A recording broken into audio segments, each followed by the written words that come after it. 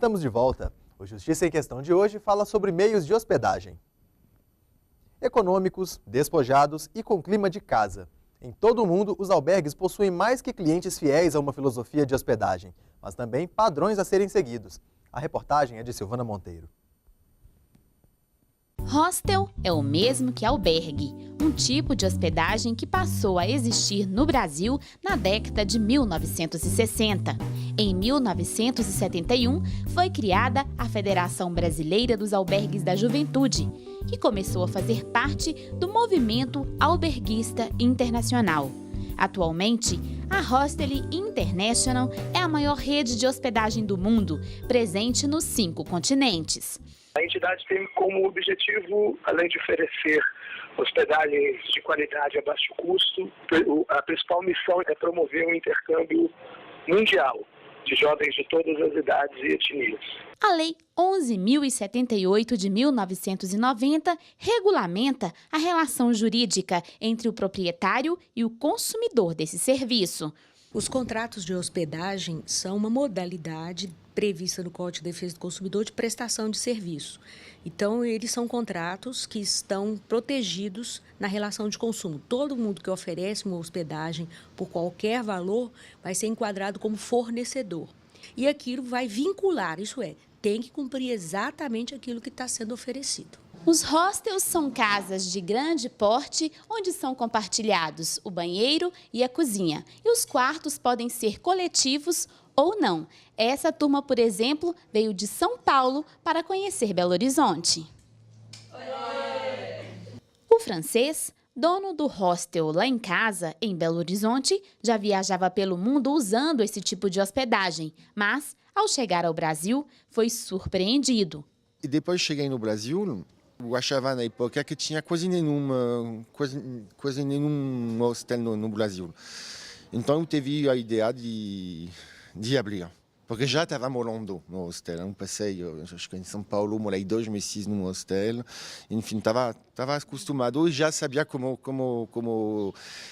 fazer como organizar meu. Em Belo Horizonte, o Hostel de Christophe faz parte do Cadastur, o cadastro dos prestadores de serviços turísticos, que tem o objetivo de reunir todos aqueles que estejam funcionando legalmente sob regência da Lei do Turismo. A Lei do Turismo é a 11.771, de 17 de setembro de 2008.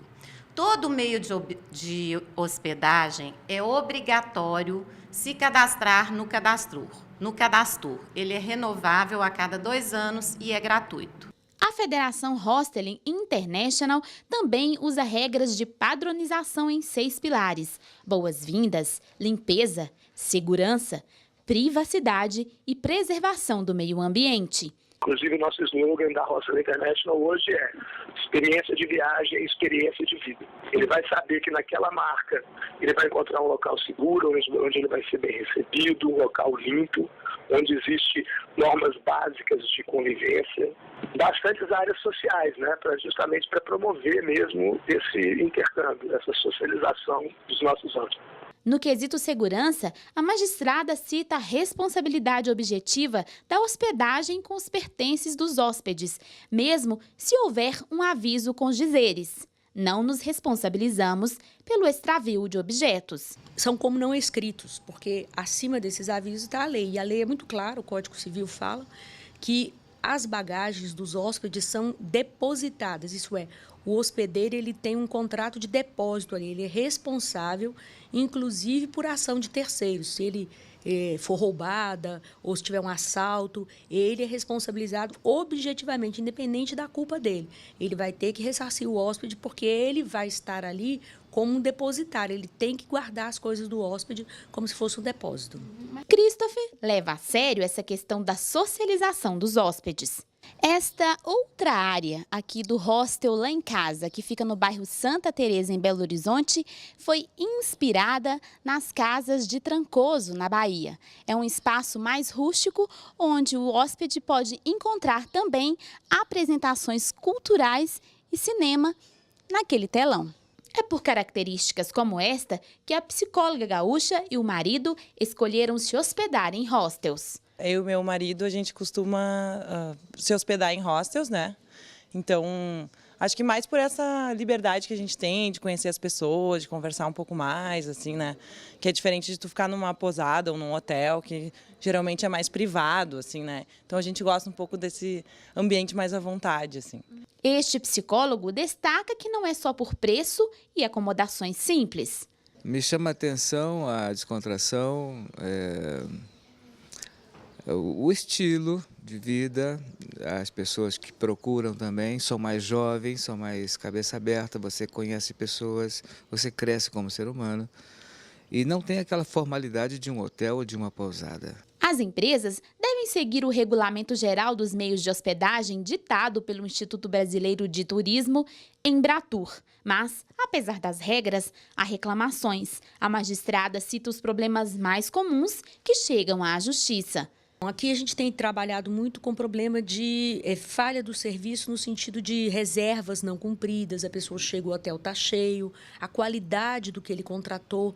Hoje é muito comum a pessoa contratar pela internet e aí no site ela vê um hotel ou vê uma pousada que tem uma série de requisitos perto do mar ou com uma vista bonita. Quando ela chega lá, não é bem esta realidade. Então, isso é considerado uma falha do serviço, uma falha, porque houve uma informação errônea e que levou o consumidor a contratar por causa daquele motivo e ele chegar lá não é assim. Então, ele tem direito à indenização, seja restituição do valor até indenização por dano moral.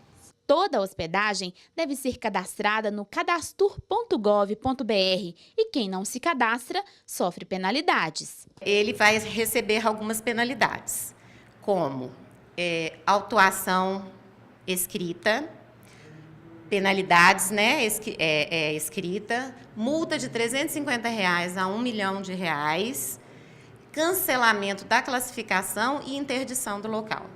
Além de cumprir com as regras técnicas, Christophe quer prender o cliente pela boca. O café da manhã está incluído, tem um bar também.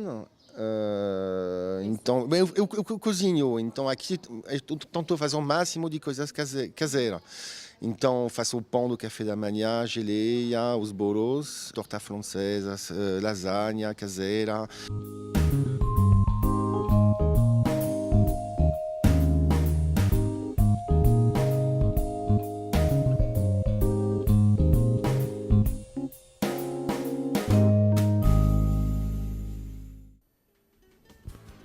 O Justiça em Questão continua na internet.